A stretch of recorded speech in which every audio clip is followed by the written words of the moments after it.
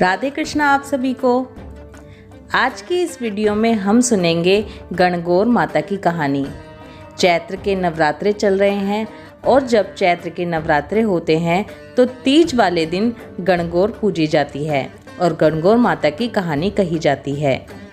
गणगौर की इस कहानी को भगवान शिव और माता पार्वती की कहानी भी कहा जाता है। ये अमर सुहाग देने वाली कहानी होती है। गणगौर की कहानी शुरू करने से पहले मैं आपके साथ एक बात शेयर करना चाहती हूँ। कुछ ही दिनों पहले हमने अपने चैनल पर एक वीडियो डाली थी जिसमें मैंने आपको शुद्ध सामग्री हवन कुंड बनाने बताए थे। आप सब लोगों को वो बहुत पसंद आए। हमारे पास बहुत सारे कमेंट्स आ रहे हैं कि ये बहुत ही अच्छे लगे और बहुत से कमेंट ये भी आए हैं कि ये क्या हम आपको उपलब्ध करा सकते हैं। तो जी हाँ, ये बिल्कुल शुद्ध गाय के गोबर से बने हुए हैं। अगर आप ये हमसे लेना चाहते हैं तो आपको बिल्कुल शुद्ध मिलेंगे। उसके लिए आप कमेंट बॉक्स में कमेंट कर दीजिए और फिर उसके बाद मैं आपसे कॉन्टैक्ट करूँगी। चलिए अब कहानी शुरू करती हूँ। एक बार की बात है, भगवान शिव और माता पार्वती दोनों पृथ्वी पर भ्रमण करने के लिए निकले। तब भगवान शिव माता पार्वती से कहने लगे कि हे गौरा, आप 6 महीने वाले रास्ते से चलोगी या फिर 12 महीने वाले रास्ते से। इतना सुनकर पार्वती जी बोली कि हे भगवान, मैं तो 12 महीने वाले रास्ते से चलूँगी। तब शिव जी बोले कि ठीक है। तब शिव जी ने गौरा मैया से कहा कि आप एक वचन दीजिए कि आप पृथ्वी पर लोगों के दुखों को देखकर किसी भी प्रकार की हट नहीं करोगी। तब गौरा मैया ने हाँ कर दी। अब शिव जी पार्वती जी को लेकर 12 महीने वाले रास्ते से चल देते हैं। तब वो रास्ते में देखते हैं कि एक जगह पर एक घोड़ी कष्टा रही थी। उस घोड़ी को बच्चा होने वाला था। वो घोड़ी बहुत ही ज़्यादा दर्द में थी। उसको देखकर और उसकी पीड़ा को देखकर गौरा मैया भगवान शिव जी से पूछती हैं कि हे भगवान, इस घोड़ी को क्या हुआ, ये क्यों कष्टा रही है। तब भगवान शिव कहते हैं कि इसको बच्चा होने वाला है, इसलिए ये इतना कष्टा रही है। ये सुनकर गौरा मैया घबरा जाती हैं और कहती हैं कि माँ बनने में इतना कष्ट होता है। तब तो हे भोलेनाथ, आप तो मेरे गांठ लगा दो, मैं इतनी पीड़ा सहन नहीं कर सकती। तब भोले बाबा ने कहा कि तुम कुछ मत कहो, अभी आगे चलो। तब वो दोनों आगे चल देते हैं। थोड़ी दूर चलने के बाद एक राजा का राज्य आता है। तब वहाँ पर वो देखते हैं कि दूर दूर तक उदासी छाई हुई है। सभी लोग उदास हैं और राज्य बिल्कुल शांत है। तब गौरा मैया शिव जी से पूछती हैं कि यहाँ पर सब इतने शांत क्यों हैं। तब शिव जी वहाँ पर बैठे लोगों से पूछते हैं तो वो लोग कहते हैं कि हमारे नगर की रानी माँ बनने वाली है और वो बहुत कष्ट में है, इसीलिए हमारे नगर में इतनी उदासी छाई हुई है। तब गौरा जी कहती हैं कि हे भोलेनाथ, माँ बनने में इतना कष्ट होता है, तब तो आप मेरे गांठ लगा दो। इस बार तो गौरा मैया शिव जी के पीछे ही पड़ जाती हैं, लेकिन भोलेनाथ उनसे ये कहकर आगे बढ़ जाते हैं कि अगर एक बार गांठ लग गई तो फिर खुल नहीं सकती। और भोलेनाथ आगे चल देते हैं और गौरा मैया उनके पीछे पीछे चलने लगती हैं। इसके बाद वो दोनों आगे चलते हैं तो रास्ते में उन्हें एक गाय मिलती है। वो गाय कष्टा रही होती है। उसे देखकर फिर पार्वती जी घबरा जाती हैं और भोलेनाथ से कहती हैं कि हे भोलेनाथ, माँ बनने में तो बहुत ही कष्ट है, आप तो मेरे गांठ ही लगा दो। इस बार शिव जी पार्वती मैया के गांठ लगा देते हैं। अब वो दोनों आगे बढ़ते हैं। आगे चलने के बाद दोनों एक गांव में पहुंचते हैं। उस दिन गणगौर का दिन होता है। एक बगीचे में बहुत सारी औरतें गणगौर का पूजन कर रही होती हैं। तभी वो औरतें बगीचे में पार्वती जी को देख लेती हैं। पार्वती जी को देखकर वो पार्वती जी के पास आ जाती हैं और उनकी पूजा करने लगती हैं। इस पूजा से पार्वती जी बहुत ही प्रसन्न हो जाती हैं और उन औरतों को सारा सुहाग बांट देती हैं। इधर शिव जी पार्वती जी को ढूंढने लगते हैं। जब शिव जी पार्वती जी को ढूंढते ढूंढते उस बगीचे में आते हैं तो वहाँ पर देखते हैं कि पार्वती जी तो फूलों से और मालाओं से ढकी हुई हैं। फिर भगवान भोलेनाथ पार्वती जी को वहाँ से निकालने लगते हैं। जब शिव जी पार्वती जी को वहाँ से निकाल रहे होते हैं तभी वहाँ देखते हैं वहाँ पर ब्राह्मणों की और बनियों की औरतें और बहुएं आ जाती हैं।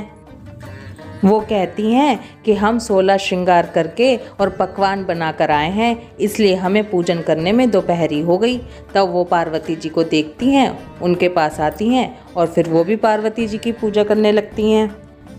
तब पार्वती जी उन बहुओं की पूजा से भी प्रसन्न हो जाती हैं और जैसे ही उन्हें सुहाग देने लगती हैं तब शिव जी कहते हैं कि पार्वती जी अब आप इन्हें सुहाग कैसे बांटोगी, क्योंकि आप तो पहले ही सारे सुहाग उन पहली औरतों को बांट चुकी हो।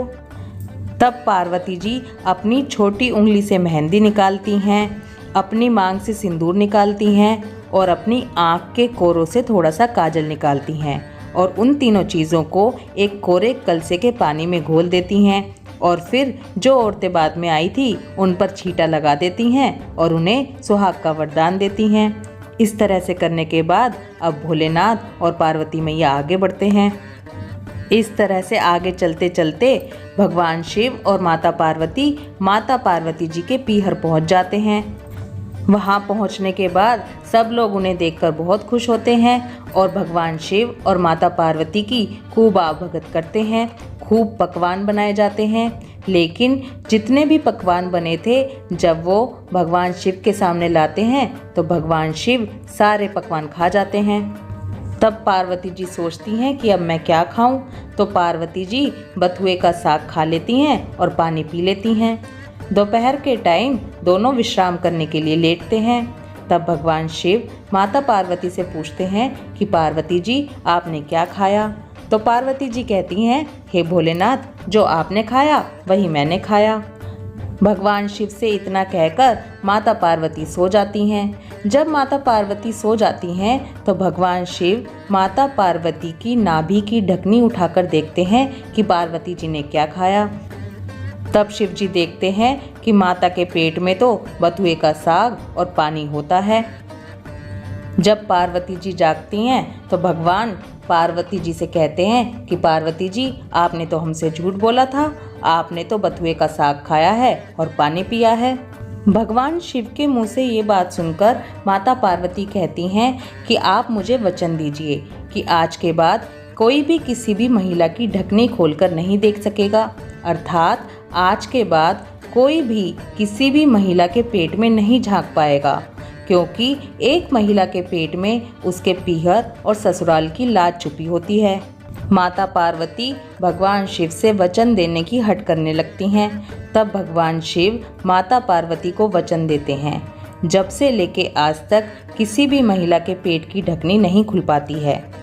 इसके बाद भगवान शिव और माता पार्वती वापस कैलाश की ओर चल देते हैं। जब वो वापस कैलाश की ओर चलते हैं तो रास्ते में उन्हें वही गाय मिलती है और उस गाय के पास उसका बछड़ा खड़ा होता है और वो गाय अपनी जीभ से अपने बछड़े को चाट रही होती है। ये देखकर पार्वती जी बहुत खुश हो जाती हैं और भगवान शिव से कहती हैं कि हे भगवान आप मेरी गांठ खोल दीजिए। तब भगवान शिव कहते हैं कि मैंने तो आपसे पहले ही कहा था कि एक बार गांठ लग जाए तो फिर नहीं खुल सकती। इसलिए वो दोनों आगे चल देते हैं। आगे चलते हैं तो उसी राजा के राज्य में पहुंचते हैं जहां की रानी को बच्चा होने वाला था। अब वहां पहुंचते हैं तो देखते हैं कि वहां तो ढोल नगाड़े बज रहे हैं, सारा राज्य सजा हुआ है, खूब पकवान बन रहे हैं, लोग खूब नाच गा रहे हैं। तब पार्वती जी वहां के लोगों से पूछती हैं कि ये खुशियां क्यों मनाई जा रही हैं, तो वहाँ के लोग कहते हैं कि हमारी रानी जी को बेटा हुआ है, इसीलिए यहाँ पर हम सब उत्सव मना रहे हैं, सबके घर पकवान बने हैं और सभी खुशियाँ मना रहे हैं। इसके बाद भगवान शिव और पार्वती फिर से आगे चल देते हैं। आगे चलकर उनको फिर से वही घोड़ी मिलती है और वो घोड़ी अपने बच्चे के साथ खूब खुश दिखाई देती है। ये सब देखकर पार्वती जी फिर से जिद करने लगती हैं, पर भोलेनाथ बिना कोई जवाब दिए चल देते हैं।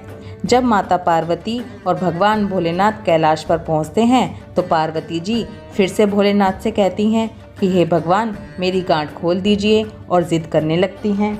तब भोलेनाथ कहते हैं कि पार्वती जी मैंने तो आपसे पहले ही कहा था कि एक बार गांठ लग गई तो फिर खुलेगी नहीं। संसार की चीज़ें देख देख कर आपको लोभ भी आएगा और आपको कष्ट भी होगा, लेकिन आपने गांठ लगवा ली।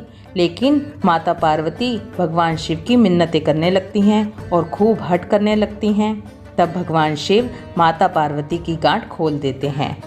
हे भगवान शिव, जैसे आपने पहले माता पार्वती के गांठ लगाई, ऐसी गांठ किसी भी महिला के मत लगाना।